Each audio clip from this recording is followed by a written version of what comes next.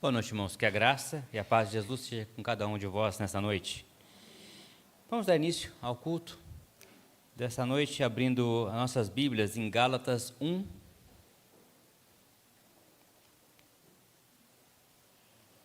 Nós leremos alternadamente do versículo 1 ao 5.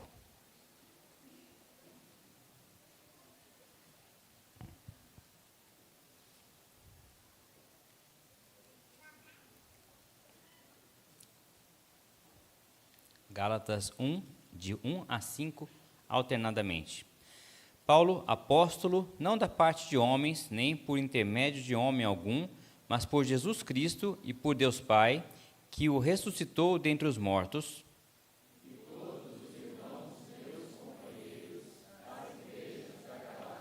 Graça a vós outros e paz da parte de Deus nosso Pai e do nosso Senhor Jesus Cristo,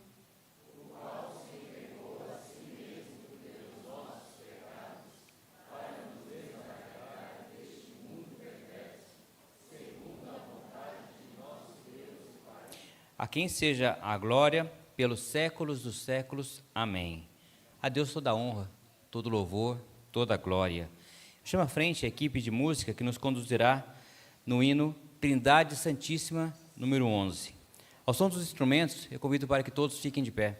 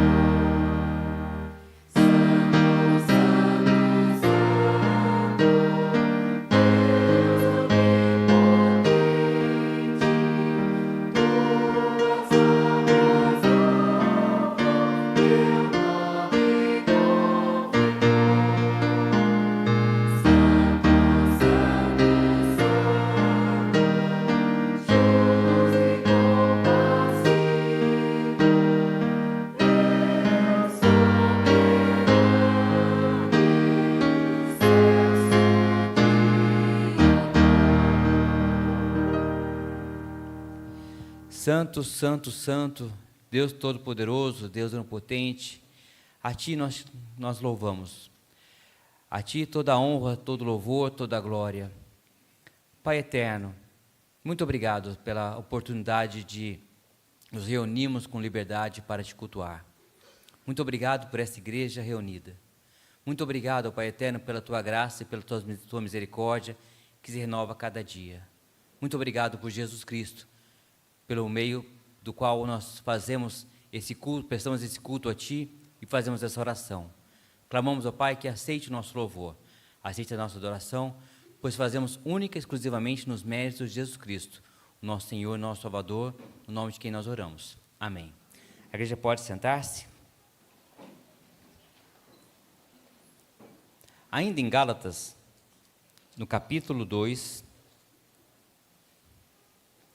na preparação para contrição e confissão de pecados, nós vamos ler do versículo 11 ao versículo 21, também de maneira alternada.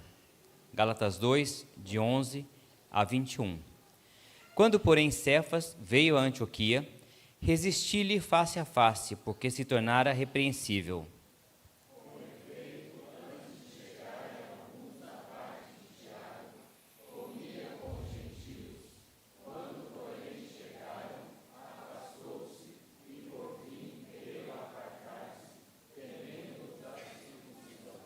E também os demais judeus dissimularam com ele, a ponto de o próprio Barnabé ter se deixado levar pela dissimulação deles.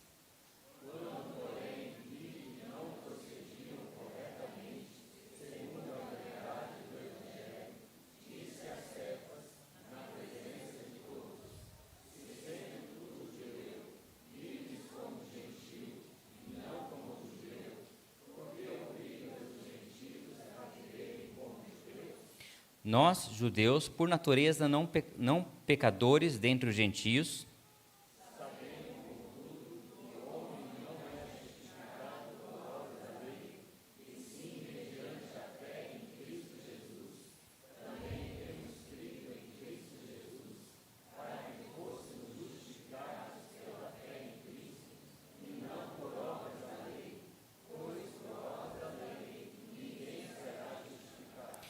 mas, se procurando ser justificados em Cristo, fomos nós mesmos também achados pecadores, dar-se-á o caso de ser Cristo ministro do pecado? Certo que não.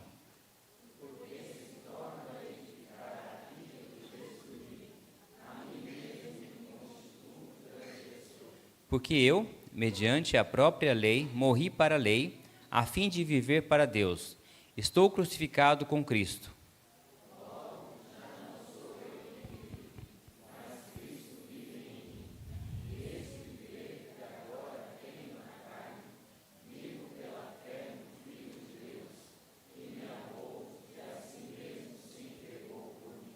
Não anulo a graça de Deus, pois se a justiça é mediante a lei, segue-se que morreu Cristo em vão. Nesse momento nós nos colocaremos diante de Deus, confessando os nossos pecados, clamando o seu santo perdão sobre nós. E para esse momento eu peço ao presbítero Eduardo que nos conduza em oração. Amado Deus, nós louvamos o Teu nome, bendizemos ao Senhor, porque aprove o Senhor um dia enviar Teu único Filho, para que, como homem, Ele se fizesse presente neste mundo e sofresse na cruz a morte em favor de cada um de nós. O sangue lá vertido, ó Deus, foi em favor de cada um, daqueles ao qual o Senhor escolheu, daqueles a qual o Senhor quis, através desse sacrifício, remir todos os nossos pecados. E por muitas vezes nós entristecemos ao Senhor, por muitas vezes nós pecamos contra Ti, porque essa é a nossa natureza, temos a nossa natureza pecaminosa, mas nós ganhamos a redenção em Cristo Jesus. E rogamos ao Senhor que, através do Teu Santo Espírito, Ele venha nos moldar a cada dia, para que, quando as tentações chegarem, nós possamos suportar, ó Deus, e vencê-las, para que não erramos, para que não entristeçamos ao Senhor. Nós dependemos do Senhor para que isso aconteça, e que este amor que o Senhor teve por cada um de nós, Ele se faça presente nas nossas vidas, através da ação do Teu Santo Espírito. Colocamos diante de Ti os nossos pecados, que foram pagos lá na cruz, e é em nome de Cristo Jesus que nós oramos. Amém. Cuide à frente a equipe de música. Enquanto eles se preparam, eu peço para que a igreja abra suas Bíblias em Efésios 5, Nós leremos todos juntos de 18 a 21. Efésios 5, de 18 a 21. Aqueles irmãos que vieram preparados para entregar seus dízimos e ofertas terão oportunidade de fazê-lo nesse momento. E após os cânticos, eu peço para que nossa irmã Alessa nos conduza em oração, agradecendo os dízimos e ofertas. Ficamos todos de pé para essa leitura. Efésios 5, 18 a 21, a uma só voz. Leamos. E não vos embriagueis com vinho, no qual há dissolução, mas enchei-vos do Espírito, falando entre vós com salmos, entoando e louvando de coração ao Senhor com hinos e cânticos espirituais, dando sempre graças por tudo a nosso Deus e Pai, e em nome do nosso Senhor Jesus Cristo, sujeitando-vos uns aos outros no temor de Cristo. Amém.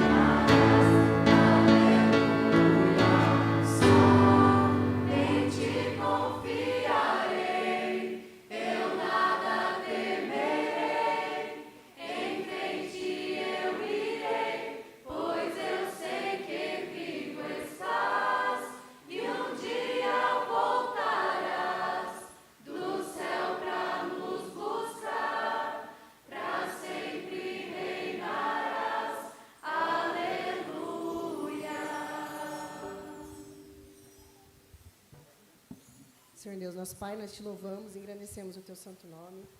Te agradecemos, Senhor, pela oportunidade de estarmos mais uma vez na tua casa, para louvarmos e bendizermos o teu nome, recebermos a tua santa palavra. E nós te louvamos, Senhor, pelos dízimos e ofertas depositados, que a nossa igreja possa fazer bom uso destes recursos, Senhor, e tudo para a honra e glória do teu nome. Nós te louvamos e pedimos que o Senhor abençoe o pregador esta noite, que a tua palavra fale ao nosso coração, que nós possamos sair diferente de como entramos, Senhor, na tua casa. Fica conosco, Senhor, por favor, continua guardando-nos e livrando-nos do mal, perdoa os nossos pecados, Senhor, e por favor, aumenta a nossa fé em ti. Nós oramos imensamente gratos, no nome santo e precioso de Cristo Jesus, o nosso Salvador. Amém.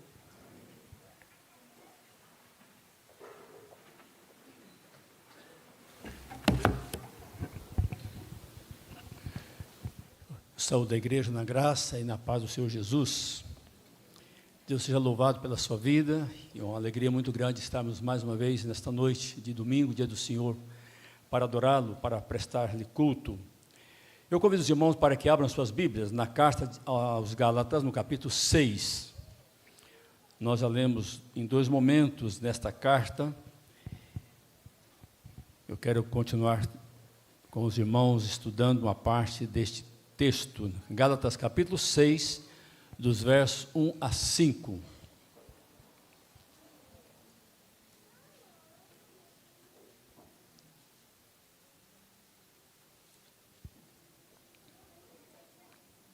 Mesmo assentados com reverência, os irmãos acompanham a leitura da palavra de Deus. Então, Gálatas 6, de 1 a 5, diz assim a palavra do Senhor. Irmãos, se alguém for surpreendido em alguma falta, vós que sois espirituais, corrigi-o com espírito de brandura, e guarda-te para que não sejas também tentado. Levai as cargas uns dos outros, e assim cumprireis a lei de Cristo. Porque se alguém julga ser alguma coisa, não sendo nada, a si mesmo se engana.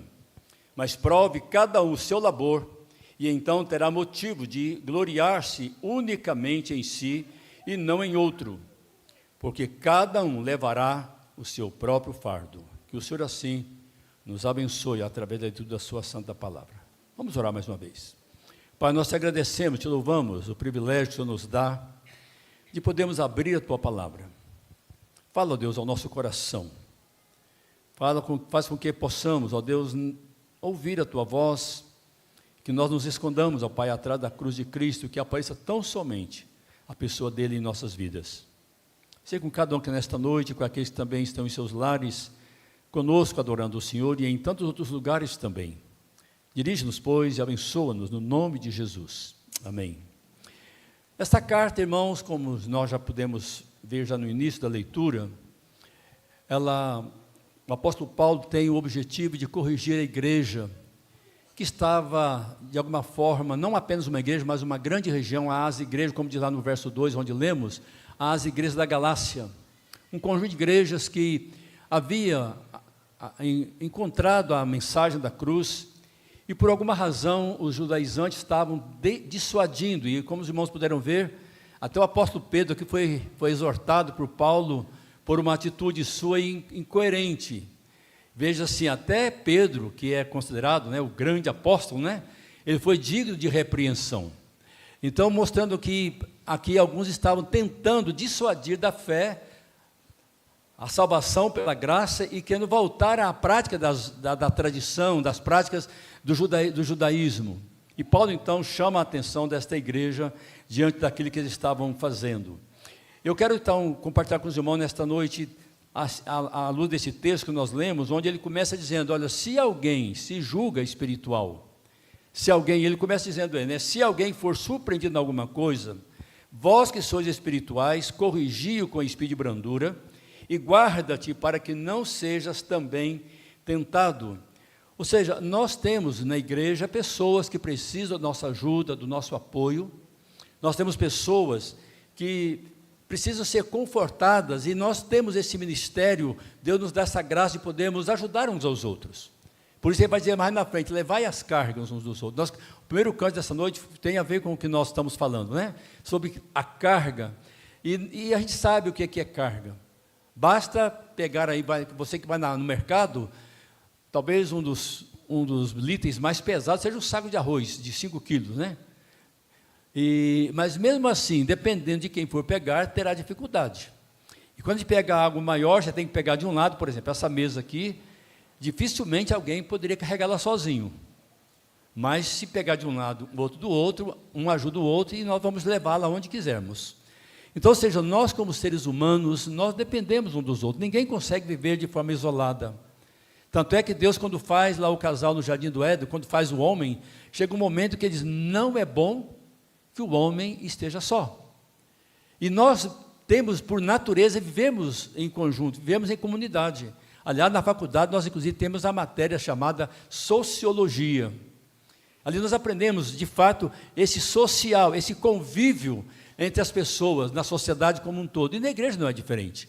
Nós precisamos disso na família, dessa união, de apoiar uns aos outros. E na igreja também necessitamos disso. Então, cada pessoa tem uma carga, alguns chamam uma cruz, que muitas vezes ela é pessoal e intransferível. Cada um de nós temos os nossos problemas, cada um de nós tem as suas dificuldades, e nós precisamos entender que nós dependemos uns dos outros, nós carecemos uns dos outros. Às vezes nós somos orgulhosos, às vezes no meu ministério, algumas vezes eu tenho observado isso, como nós somos orgulhosos. Às vezes nós sabemos de pessoas que passam dificuldades, até necessidade de uma cesta básica, mas têm vergonha de pedir para os irmãos, ou para a diaconia.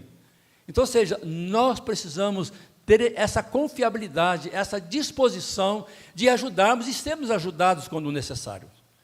Nós, mês passado, aliás, esse mês ainda, né, de março, nós estamos em março, a Editora Fiel tem feito um trabalho interessante, trabalhando com pastores, porque os pastores, de um modo geral, eles são muito solitários, com raras exceções.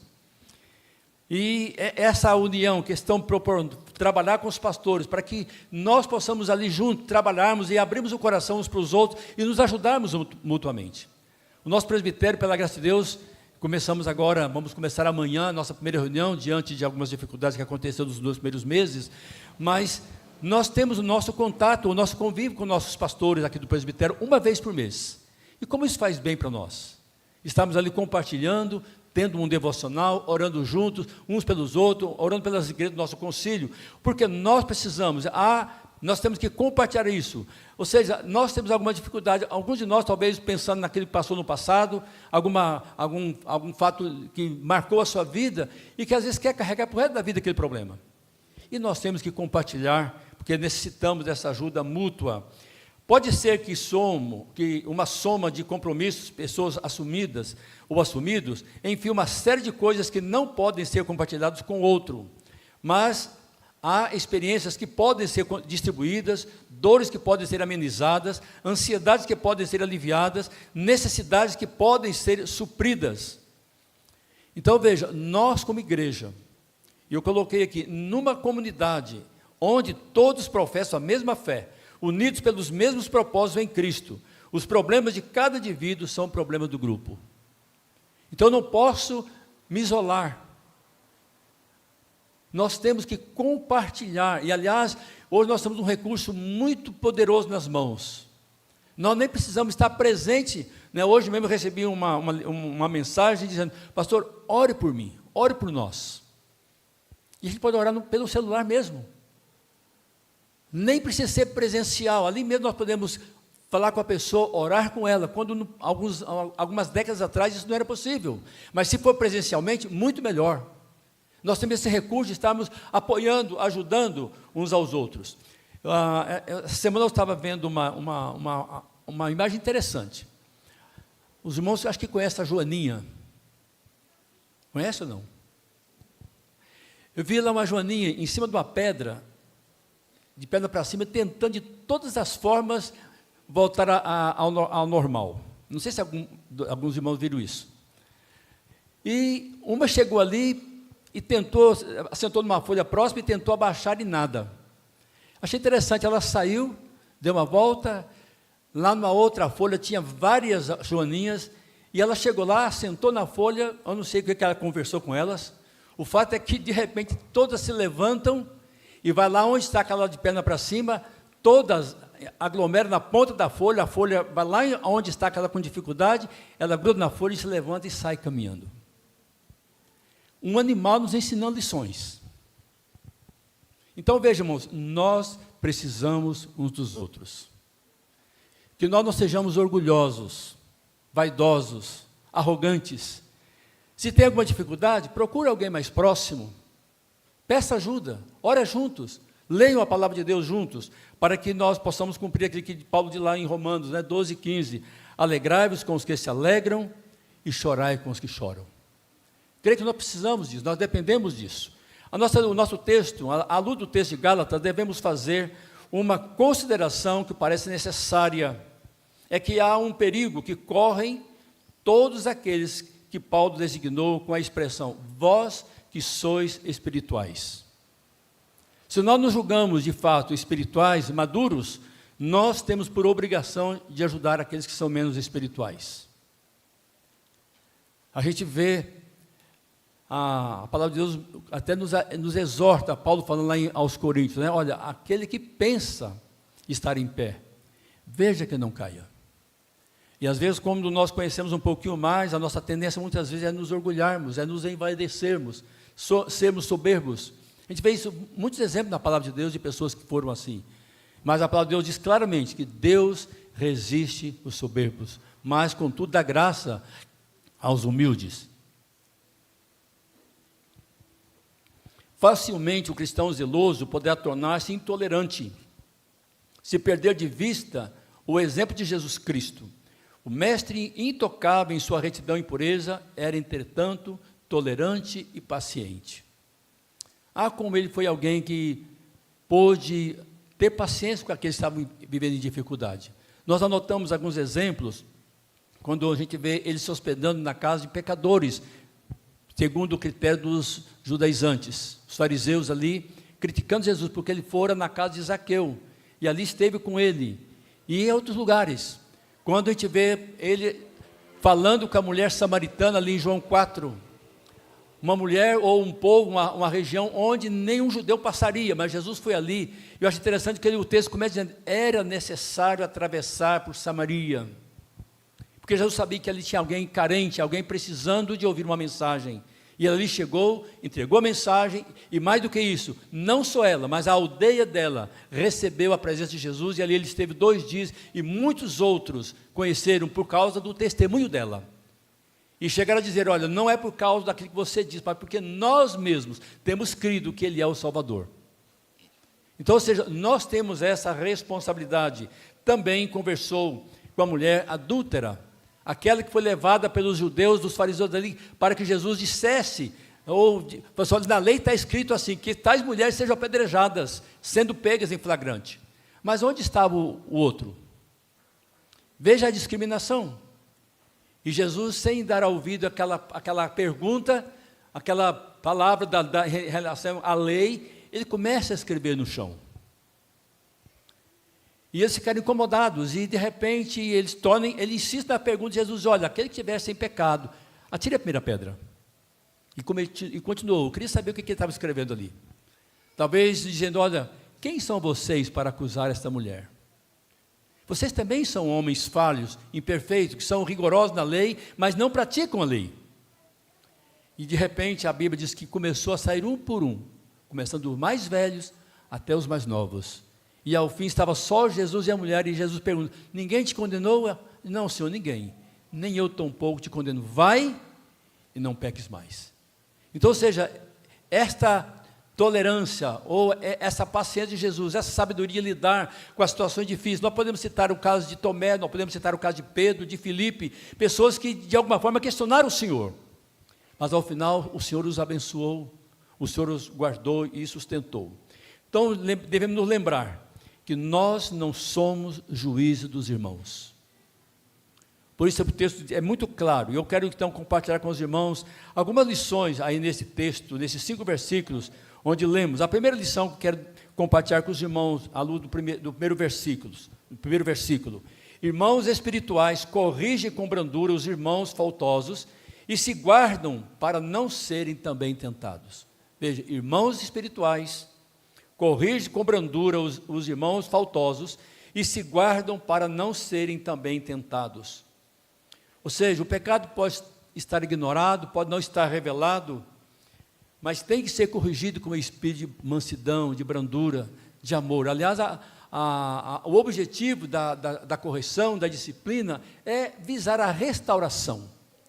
Nós, quando corrigimos nossos filhos, e a gente corrigiu 3 filhos e ajudou na educação de mais 2 irmãos, em alguns momentos a gente tinha que ser mais duro, usar até a correção física, e é doloroso fazer isso. Eu imagino assim, nós estamos estudando o livro de profeta Jeremias, na escola dominical. Eu posso imaginar para Jeremias ver todas aquelas ameaças que Deus estava fazendo ao seu povo e o convidando ao arrependimento.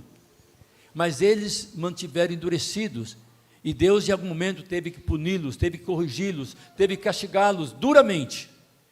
Deus é misericordioso, mas é também um Deus justo. E aqui nós vemos o apóstolo Paulo então chamando a atenção desta igreja, dizendo: olha, cuidado, porque vocês estão, quem sabe, se julgando espirituais demais. A gente, quando mencionei o Coríntios, a igreja de Corinto, ela é uma igreja que se julgava espiritual, possuidora de vários dons. Você basta olhar ali o capítulo 12, o capítulo 14, e Paulo os chama de crentes carnais, que precisavam tomar leite, crianças espirituais. Irmãos, quantos de nós também, muitas vezes, por tantos anos na igreja, continuamos precisando de leite? Na carta aos Hebreus, lá no capítulo 6, ele vai chamar a atenção daquele pessoal da dispersão, dizendo: vocês deviam ser mestres, e ainda precisam de coisas elementares. Isso serve para nós também, irmão, porque às vezes estamos na igreja há tanto tempo e conhecemos tão pouco da palavra de Deus. E Paulo aqui chama: olha, cuidado, vocês que são espirituais, corrigir com o espírito de brandura, e cuidado, né? Ele disse: guarda-te para que não sejas também tentado. Porque ninguém, por mais experiente que seja, eu não sei se tem aqui, deve ter alguém um pouquinho mais velho do que eu, mas por mais experiência que tenhamos, por mais que tenhamos lido a Bíblia, nós jamais podemos bater no peito: comigo não acontece. Porque a partir do momento que eu pensar isso ou falar isso, eu já estou dando o primeiro passo para a queda. Porque todos nós, se não estivermos vigilantes, atentando à ordem que o Senhor Jesus diz: vigiai e orai para que não entreis em tentação.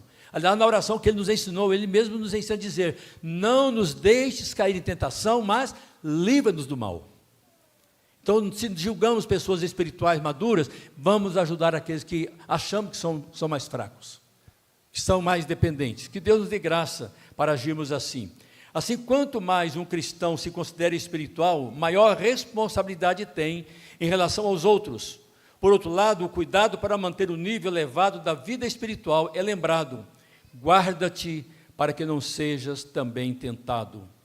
A pessoa humana tem esta característica lamentável: não está realizada nunca. Não há um momento em que ela possa assegurar-se de que chegou a um estágio da vida espiritual em que não precisa lutar mais. Enquanto tivermos fôlego, nós precisamos melhorar. Aliás, um dos cânticos antigos, né, que nós ensinamos às nossas crianças, e às vezes cantamos na igreja: sempre melhorando, sempre melhorando.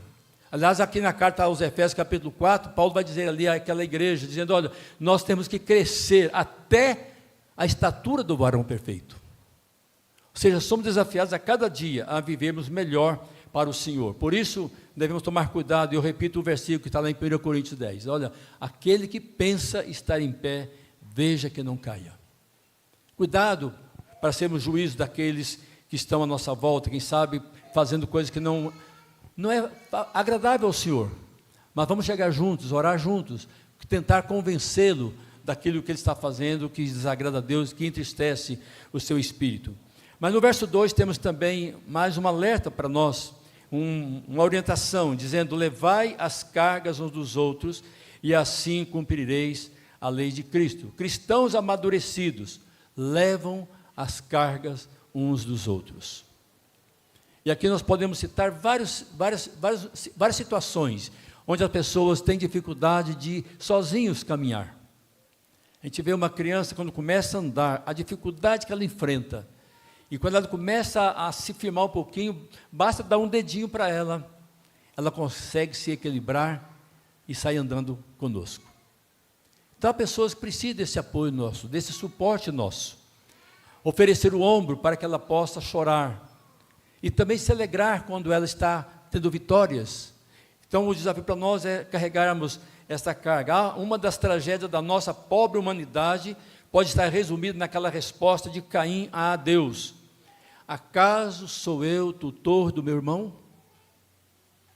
Veja a desculpa, a resposta grosseira que ele dá para o próprio Deus. Deus sabia do que estava acontecendo, mas ele pergunta: onde está teu irmão?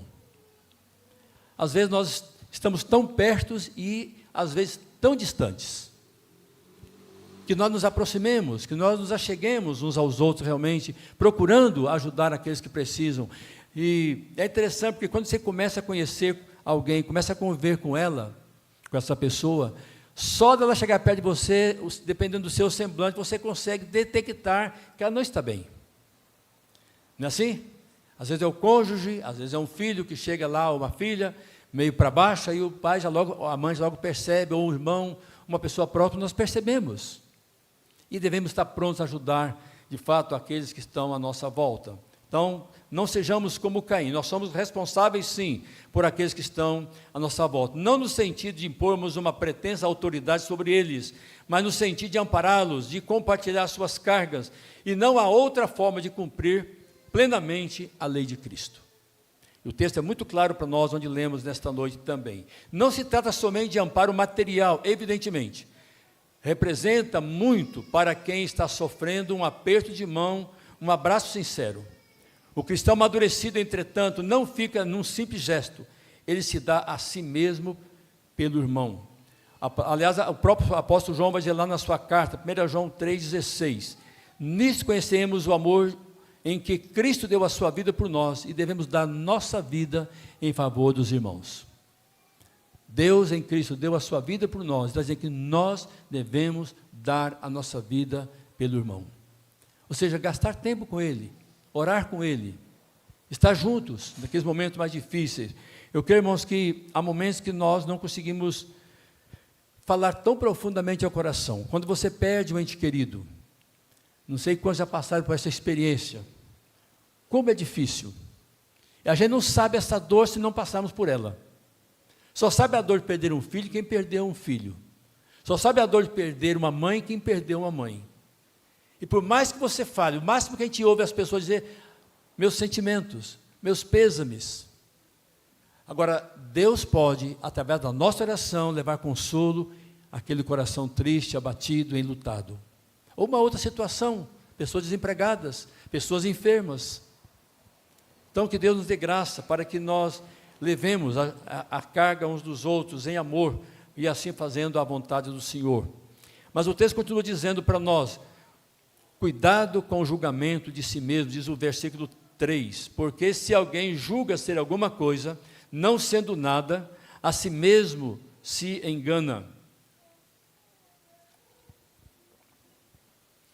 É fácil alguém se encher de vento. Basta um toquezinho, esvazia. Às vezes nós batemos no peito e nos achamos tão espirituais, tão crentes, mas às vezes é apenas vento, apenas aparência. Que Deus nos dê graça e tenha misericórdia, irmãos, para que nós, de fato, tenhamos uma vida repleta das bênçãos do Senhor e cresçamos, de fato, naquilo que Ele exige de nós. Pensar que se vale alguma coisa, não sendo nada, é iludir-se. A recomendação de Jesus é para que nos consideremos inúteis, ou nos consideremos inúteis, mesmo depois de haver feito tudo. E é isso que Jesus diz lá no Evangelho de Lucas, né? Depois de fazer de tudo, considerais servos inúteis, porque fazíamos apenas o que devíamos fazer. Que realmente possamos dar de nós o melhor. E por mais que façamos, por mais que nos esforcemos, nunca podemos comparar com aquilo que Deus fez por nós. É um desafio para nós crescermos nessa área da nossa caminhada, de fato, e não nos orgulharmos, porque quem somos nós para nos orgulharmos? E nós temos também, no versículo 4, mais um desafio, mais uma lição preciosa para nós, que diz: mas prove cada um o seu labor, e então terá motivo de gloriar-se unicamente em si e não em outro. Ou seja, prove o seu trabalho. É possível que a conclusão seja sempre a de que não vale a pena gloriar-se. Há quantos se gloriam de si mesmos. Eu fico, assim, às vezes até meio preocupado quando vai apresentar um preletor renomado. E nem todos fazem questão, mas alguns colocam ali uma série de títulos, né? É muito bom, mas eu creio que não há necessidade de expor dessa forma. Ele vai expor, se ele vai expor a palavra de Deus, ele está ali apenas como um servo. O Paulo César, do Logos, ele tem uma música que diz: somos servos e nada mais. Todos nós. Aliás, o próprio Senhor Jesus chamou a atenção dos seus discípulos, de alguns que queriam estar lá, ao lado do mestre, lá na glória, né? E Jesus falou: você quer ser grande? Então sirva, porque o Filho do Homem, ele não veio para ser servido, mas servir e dar a sua vida. Aquele que poderia exigir ser servido, ele não o fez. Mas ele se colocou como um de nós, dizendo: olha, sirva. Se você quer ser grande, sirva. E como nós temos dificuldade para isso? É na igreja, muitas vezes, né? Graças a Deus aqui a gente percebe que os irmãos, pelo menos uma boa parte, têm um cuidado, né? Se vê um papelzinho no chão, de vez em quando, às vezes vê um cabelinho no chão, né? E aí que acha que é o diácono, tem a obrigação. Não, qualquer um de nós pode e deve ajudar. Porque não custa nada você pegar um copo que está fora do lugar, pegar um papel que está fora do lugar e colocar no devido lugar. Mas às vezes a gente quer exigir que os outros façam, que os outros sirvam. E que seja prazeroso para nós servir, porque fazendo assim, estamos demonstrando aquilo que Jesus fez por nós. Então o propósito nosso no serviço de Cristo não deve mesmo ser a nossa glória, mas a glória do Senhor. Aqui no mesmo capítulo 6 de Gálatas, veja aí os versos 13 e 14, e a gente vê o apóstolo Paulo também exortando aí, já no finalzinho da sua carta, a essas igrejas. Então, capítulo 6, versos 13 e 14, vamos ler juntos? Diz assim: pois nem mesmo aqueles que se deixam circuncidar guardam a lei, antes querem que vos circuncideis, para se gloriarem na vossa carne. Mas longe esteja de mim gloriar-me, senão na cruz de nosso Senhor Jesus Cristo, pela qual o mundo está crucificado para mim, e eu para o mundo. Longe de mim gloriar-me, senão na cruz de nosso Senhor Jesus Cristo. Lá em Jeremias 9, os versos 23 e 24, ele coloca ali: se alguém, né, que quer se gloriar na sua riqueza, no seu poder, etc. E lá no verso 24, ele vai dizer: quem se gloria apenas nisso, em me conhecer e saber que eu sou Deus. Porque quanto mais nós conhecemos o nosso Deus, mais humilde nós seremos. A gente vê Isaías, um profeta renomado, um profeta realmente do Senhor, com tantas qualidades, mas quando ele se depara diante da santidade de Deus, ele se prostra, ele cai e diz: ai de mim, estou perdido. Paulo vai dizer: miserável homem que sou. Então, ou seja, é um desafio para nós: cuidado com a glória própria, com essa autoglorificação, porque Salomão vai dizer: olha, seja outro que te louve, não os teus lábios. Então, se vocês têm servido ao Senhor, alegre-se por isso. As pessoas vão reconhecer, e mais do que nunca, Deus está atento a cada ato, a cada atitude nossa. Lá em Hebreus 6,10 vai dizer que o Senhor não está esquecido do nosso trabalho. Ele nos recompensa. Ele nos dá muito mais do que nós precisamos. Aliás, ele faz infinitamente mais do que pedimos ou pensamos, segundo o poder dele que opera em nós. Que nós estejamos dispostos realmente a fazer a vontade do Senhor. É necessário fazer a avaliação do nosso trabalho, pelo menos para nos conscientizarmos de que estamos fazendo toda a vontade de Deus. Uma das coisas que as empresas fazem, e a gente fez isso muitas vezes quando trabalhávamos na área, todo final de ano havia o balanço, né? E ali fazia uma apuração de tudo aquilo que aconteceu durante o ano. Aqui a igreja, por exemplo, todas as igrejas presbiterianas têm esse costume, né? de no início de cada ano, apresentar um relatório do ano anterior, para que a igreja tome conhecimento daquilo que aconteceu. Lá na contabilidade existe muito mais distribuição de ativo, passivo e tal, vai por aí afora, né? E para mostrar o quê? Os resultados. Será que compensou o trabalho, o esforço feito? Por que nossa vida espiritual deve também ter essa avaliação? Pararmos um momento e refletirmos, será que o que eu tenho feito tem agradado ao Senhor? Será que o tempo que eu gasto na presença dEle é suficiente? Como nós somos negligentes em relação à nossa comunhão, o nosso relacionamento com Deus. Às vezes nos contentamos apenas de vir à igreja 1 ou 2 vezes na semana. E nada mais do que isso. Mas no nosso dia a dia, como tem sido? Será que temos de fato nos prostrado diante do Senhor? Conhecê-lo melhor? Porque o desafio da palavra de Deus para nós é que nós o conheçamos. Lá em Josué, no capítulo 1, vai repetir praticamente a mesma coisa no Salmo 1, vai dizer, antes o seu prazer está na lei do Senhor, e na sua lei medita de dia e de noite. Quando nós agimos assim, não vai sobrar espaço, não vai sobrar lugar para a autossatisfação ou a vanglória. Porque quanto mais eu leio a Bíblia, a irmã orou ali, no finalzinho de, Senhor, aumenta a nossa fé. Mas lá em Romanos 10, 17 vai dizer, que a nossa fé vem pelo ouvir, e o ouvir da pregação. Se eu leio a Bíblia com frequência, com certeza a minha fé vai sendo fortalecida mais e mais. Porque é através dela que a nossa fé é amadurecida, a nossa fé é fortalecida a cada dia.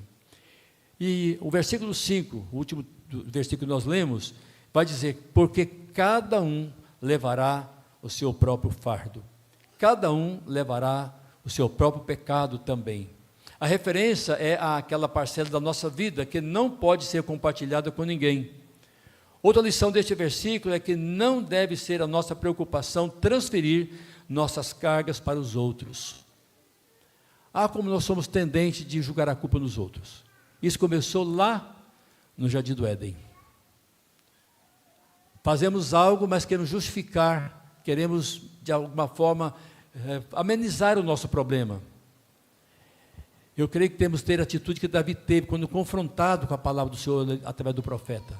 Pequei. Como fez o filho pródigo ao chegar diante do pai. Depois de tudo que ele fez de errado, ele fala, pai, pequei contra o céu e diante de ti, já não sou digno de ser chamado teu filho. Então, ou seja, reconhecer que falhamos, que realmente entristecemos a Deus através das nossas atitudes. Nós fomos desafiados através da leitura de Efésios 5, né, de encher do Espírito. Temos esse convívio cada dia. No versículo 29, ele vai dizer, olha, não entristeçais do Espírito de Deus, do qual foi selado para o dia da redenção. Aliás, versículo 30. 29 vai dizer, não sai da vossa boca nenhuma palavra torpe. Ou seja, devemos estar cuidando para que nós cresçamos, tenhamos uma vida de fato plena diante do Senhor. Prove, então, cada um levará o seu próprio fardo. Eu quero que você preste bem atenção nessa frase. O altruísmo cristão deve levar-nos a nos preocupar com os outros, não a preocupar os outros. O altruísmo cristão deve nos levar a nos preocupar com os outros e não preocupar os outros. Temos preocupado uns com os outros, mas não dá preocupação. Quantos filhos deixam pais tristes, deixam pais preocupados com as suas atitudes, com os seus comportamentos? Quantos membros na igreja deixam preocupação para a liderança? Mas se somos de fato espirituais, está dizendo o texto, devemos corrigir com espírito de brandura, com amor, procurando restaurar, trazer de volta para o nosso meio, para que Deus seja exaltado e glorificado através da vida dele também. Que Deus assim nos abençoe. Mas eu quero concluir fazendo alguma aplicação.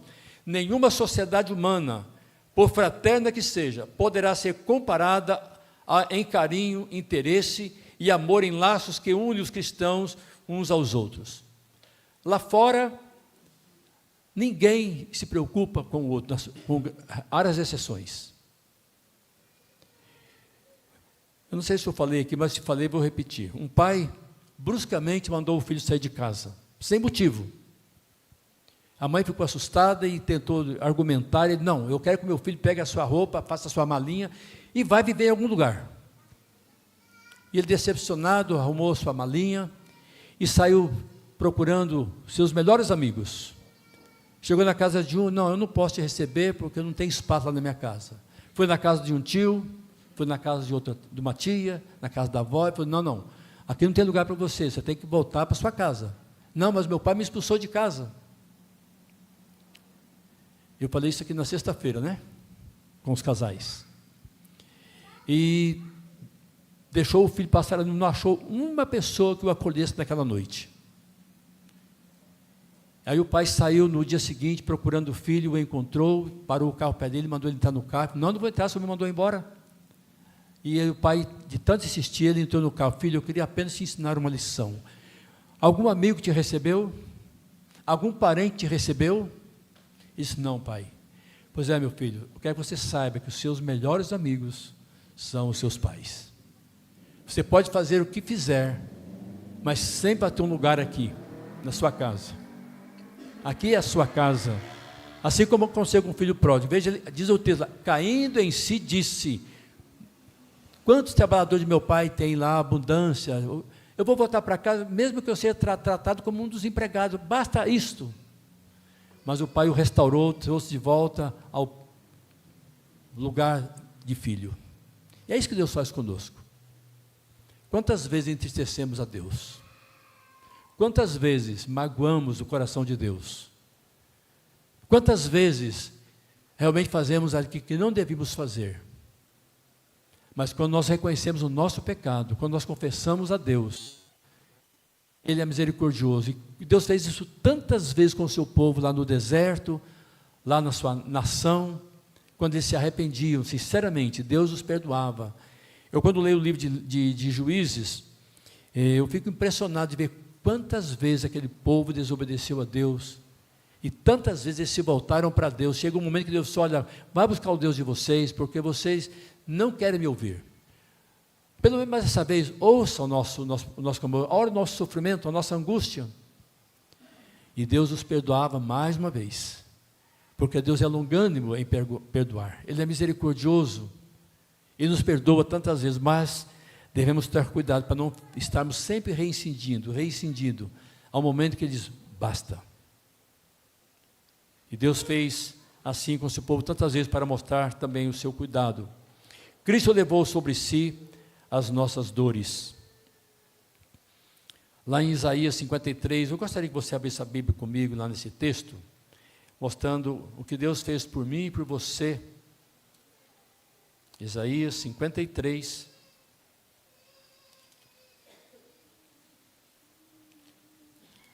os versos 4 e 5. Vamos ler juntos esses dois versículos da palavra de Deus.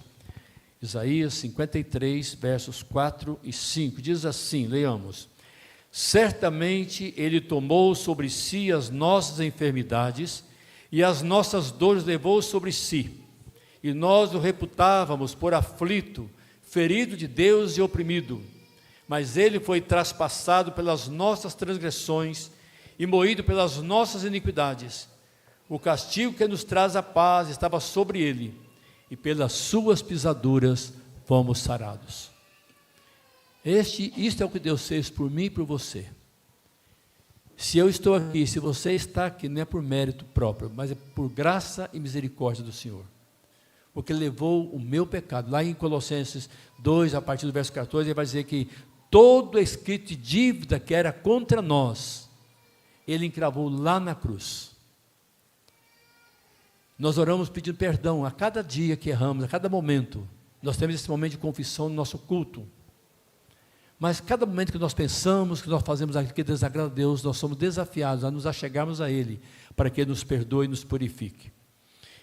A obra da igreja é a ênfase evangelística, não pode prescindir desse espírito de solidariedade interna da igreja. Tal fato é parte do testemunho da igreja. E quando a gente olha para Atos 2, Deus mostrando ali, revelando através de Lucas, Ele falando de como vivia a igreja. Tendo comunhão, tendo toda aquela prática de cristã. E o texto encerra dizendo ali naquele parágrafo do capítulo 2, dizendo, enquanto isso, acrescentava-lhes o Senhor, dia a dia, os que iam sendo salvos. Então, se a igreja de fato vive o Evangelho, dando testemunho, honrando ao Senhor, pode estar certo que o seu parente, o seu amigo, o seu colega, o seu vizinho, vai querer conhecer a igreja que você frequenta. Mas para isso eles precisam ver em nós a luz de Cristo. Eles precisam perceber que de fato nós temos compromisso com Deus, que nós não somos crentes apenas de palavra, mas de fato e de verdade, honrando ao Senhor. E é isso que desafia nós nesta noite. Eu quero ler com os irmãos, quero que você abra também a sua Bíblia, encerrando este momento, no Evangelho de João, a oração que Jesus faz, no chamado a oração sacerdotal, em João capítulo 17. Evangelho de João, capítulo 17. Nós vamos ler os versos 20 e 21.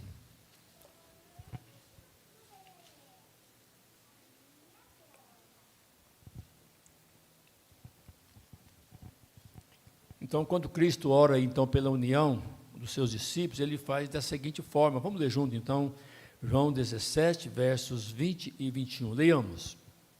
Não rogo somente por estes, mas também por aqueles que vierem a crer em mim, por intermédio da sua palavra, a fim de que todos sejam um, e como és tu, ó Pai, em mim e eu em ti, também sejam eles em nós, para que o mundo creia que tu me enviaste.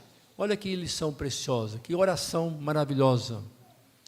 Jesus dizendo aí aos seus, naquele momento final da sua estada entre nós, dando as últimas palavras aos seus discípulos, ele diz, não rogo somente por estes, por aqueles que ali estavam naquele momento, mas eu vou rogar por todos aqueles que hão de vir, que hão de crer em mim.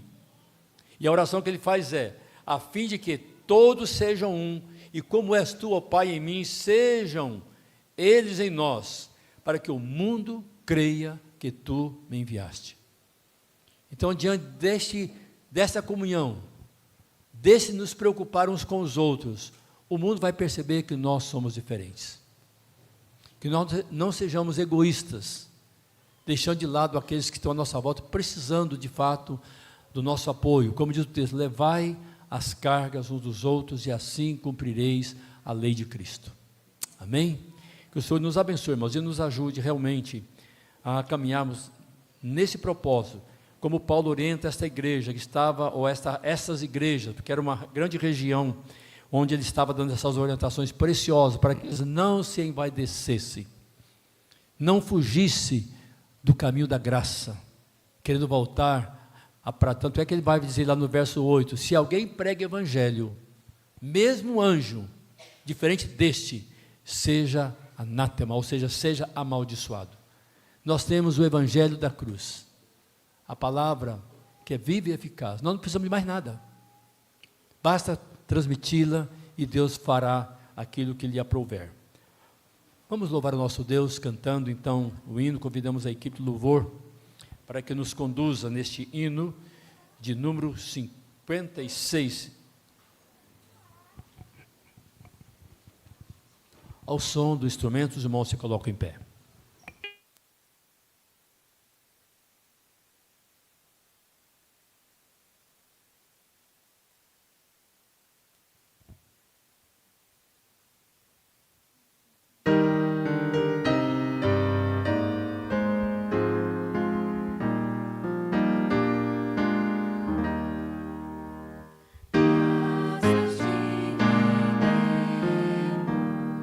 Deus de luz.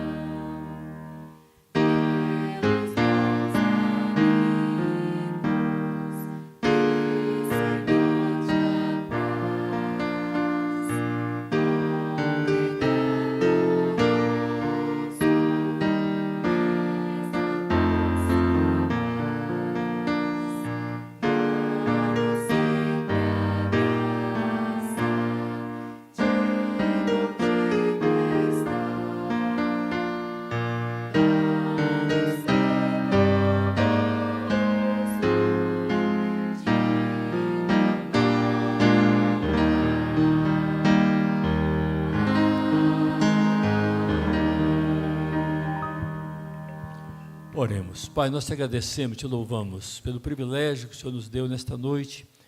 Estamos juntos como igreja, o corpo de Cristo, para te adorar. Obrigado, Deus, por cada parte deste culto.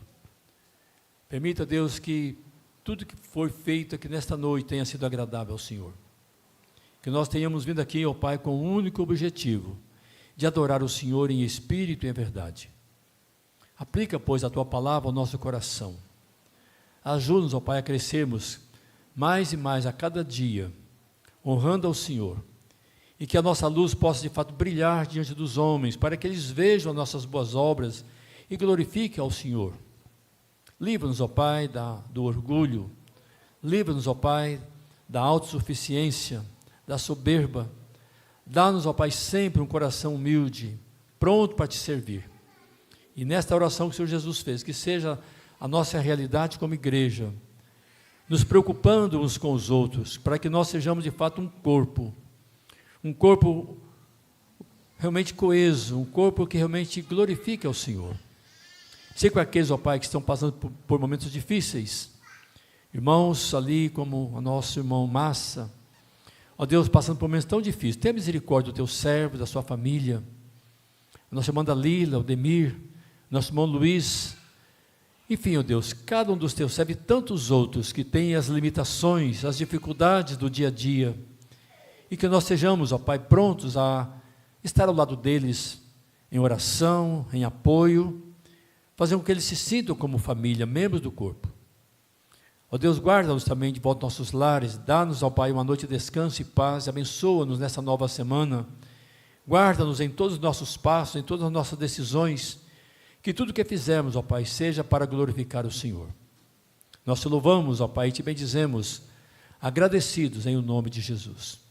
E agora, irmãos, ide em paz, que a graça de nosso Senhor e Salvador Jesus Cristo, o amor de Deus, o nosso eterno e querido Pai, a comunhão, a consolação, a bênção, o poder e a doce presença em companhia do Espírito Santo de Deus, conosco esteja e conosco permaneça hoje e sempre.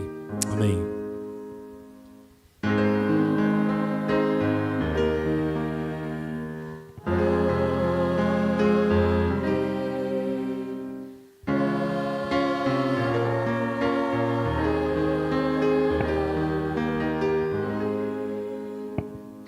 Sentar, meus irmãos.